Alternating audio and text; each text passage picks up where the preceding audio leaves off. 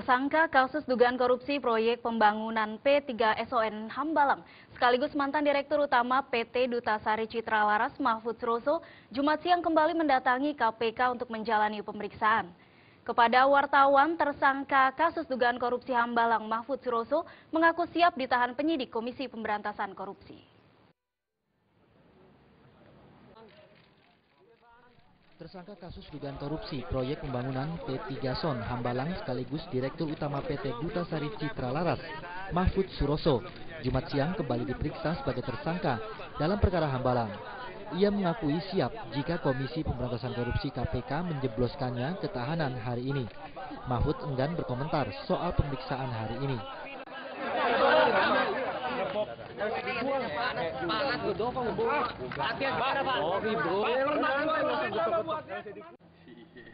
Pada 4 November, KPK menetapkan Direktur Utama PT Dutasari Citra Laras, MS Mahfud Suroso, sebagai tersangka dalam kasus dugaan korupsi proyek Hambalang.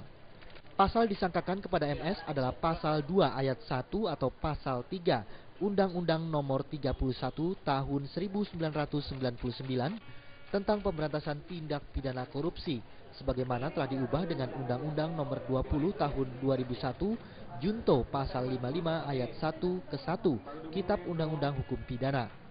KPK juga mulai mengembangkan penyelidikan dalam perkara dugaan korupsi pengadaan peralatan dalam proyek P3SON Hambalang. Dari Jakarta, Ade Tata Permana melaporkan.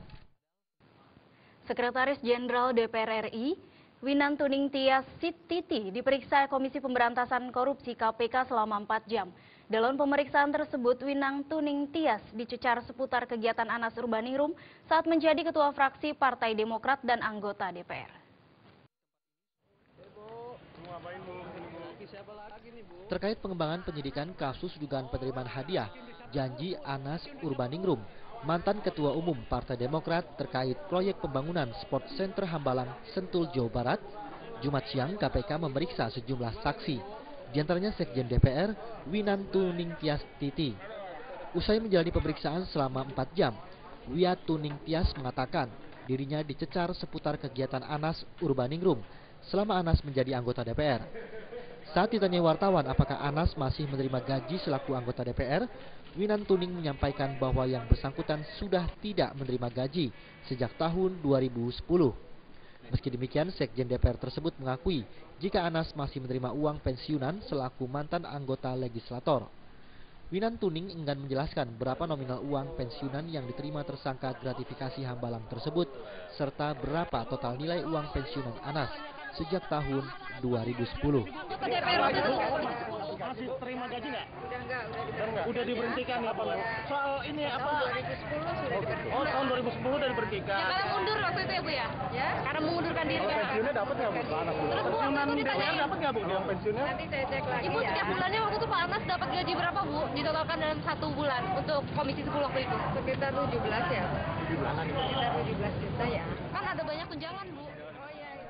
Dari Jakarta, Ade Tata Permana melaporkan. Pimpinan Partai Demokrat prihatin dengan vonis Mahkamah Agung yang makin memberatkan mantan kadernya Angelina Sondak.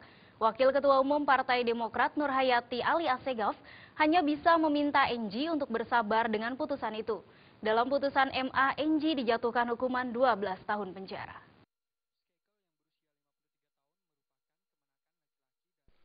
Wakil Ketua Umum Partai Demokrat Nurhayati Ali Assegaf mengaku prihatin terhadap vonis kasasi Angelina Sondak. Atas nama kemanusiaan, Nurhayati meminta agar Enji bersabar. Namun demikian, Nurhayati meminta Enji ikhlas jika memang vonis atas dirinya itu sesuai dengan nilai keadilan. Kita berhubungan satu sama lain, meskipun Enji sekarang kena kasus, bukan berarti kemudian saya tidak prihatin dengan apa yang menimpa Enji. Kan kita doakan terus ya, dan kita dukung. Artinya begini, kalau sudah diputuskan ini, apakah kalau keputusan ini keputusan MA, apakah Enji menerima dan bagaimana?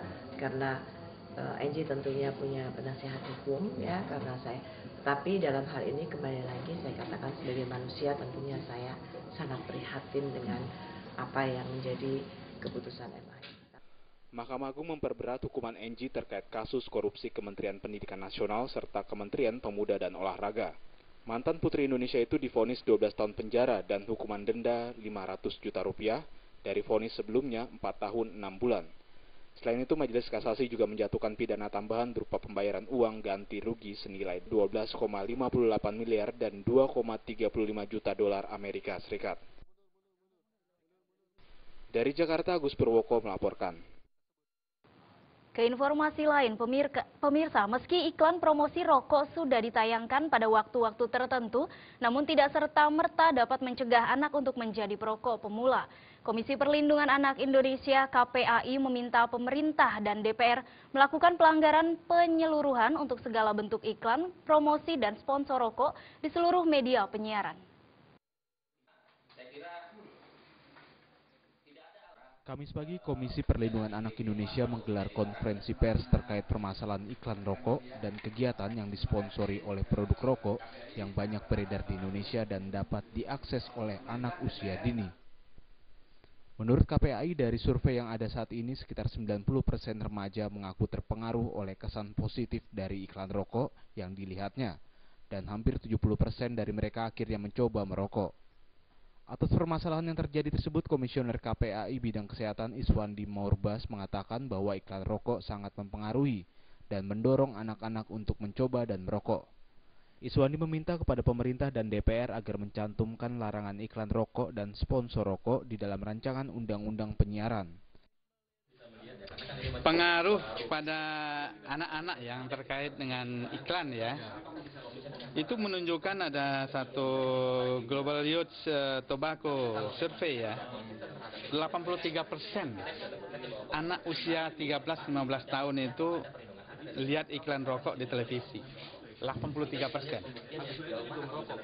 Nah, tunggu, melihat rokok, terpapar dulu dengan cerita rokok nih. Rokoknya bentuknya begini gitu ya. Nah, kemudian di billboard juga demikian. Itu ada 89%. Besar sekali gitu ya. KPAI mengharapkan DPR RI dan pemerintah memperhatikan 3 rekomendasinya, seperti pelarangan menyeluruh segala bentuk iklan rokok, promosi dan sponsor rokok di seluruh media penyiaran. Lalu rekomendasi kedua adalah menghapus pasal 80 huruf F dalam RUU penyiaran yang mengatur materi iklan rokok dalam media penyiaran. Dari Jakarta, Lisa Indah dan Eko Yulianto melaporkan. Kami masih memiliki sejumlah informasi lain, diantaranya Indonesia kaji ulang impor sapi Australia. Informasinya setelah yang satu ini.